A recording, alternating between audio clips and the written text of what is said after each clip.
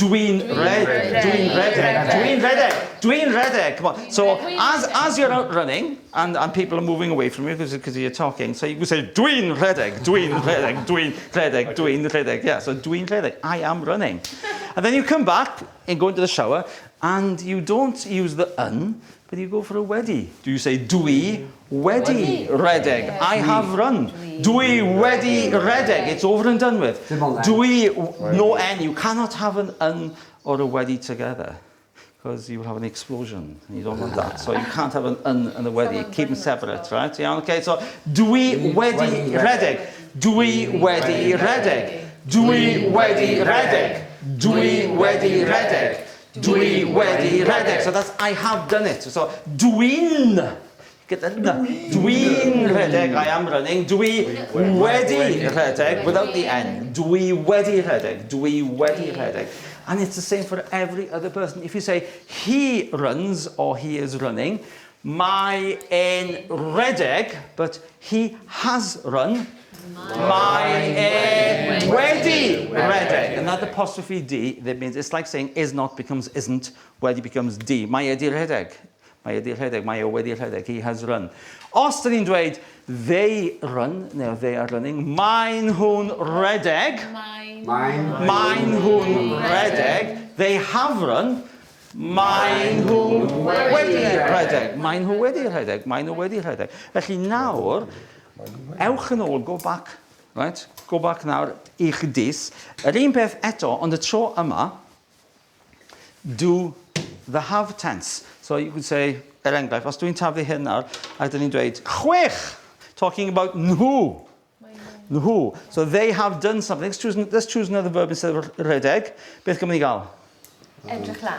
Edrych lan. So they have looked up your details on Facebook. Mae'n nhw wedi edrych lan, or they have physically looked up. So mae'n nhw, so mae'n nhw wedi edrych lan. Okay, can I borrow maybe some people for now? Just I weld, gydwch chi weld. Right, edrychwch, trowch rownd i edrych ar y bobl yma. Dwi wedi siarad, mae hynny'n golygu, what does that mean? Be mae hynny yn olygu? I have spoke. I have spoken. Dwi wedi siarad, yeah. Dwi wedi siarad. Nawr ten, os ydw I yn dweud Sophie, allan. Allan, Sophie. Sorry, Sophie. Just i sefyll allan. Get it. Os ydw i'n, nawr, Dwi'n siarad. I speak. I speak. I am speaking. Sophie, to the old Sophie. I have spoken. I have spoken. Sophie, allan. Dwi'n siarad? I spoke. I speak. I am speaking. I speak. Right? So from dwi'n siarad, present tense, fi mynd allan, Sophie mynd I mewn. Dwi wedi siarad. You cannot have an. You cannot have Sophie and me in the same room at the same time. Impossible. So remember, right? Dim Sophie, dim Johan, and yr un stafell, yr un pryd, zilch. Okay? Give her a couple of drinks, all right? Right, yeah. Half a second. So you can't have Wedi and Sophie in the same room. You cannot. Well, you can't. Dych chi ddim yn gallu cael wedi ac yn together like that. So, dwi wedi siarad. Dwi wedi siarad. I have spoken. Dwi wedi siarad.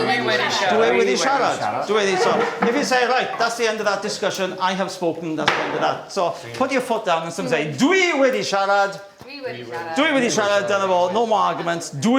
Sophie? Dwi wedi siarad. Pawb? Dwi wedi siarad. Right, Helen? Dwi'n siarad. Cymraeg. Yeah, that's really right. So, right, ar y pen? I'm speaking. Yeah, ar y pen. Felly, nawr ten.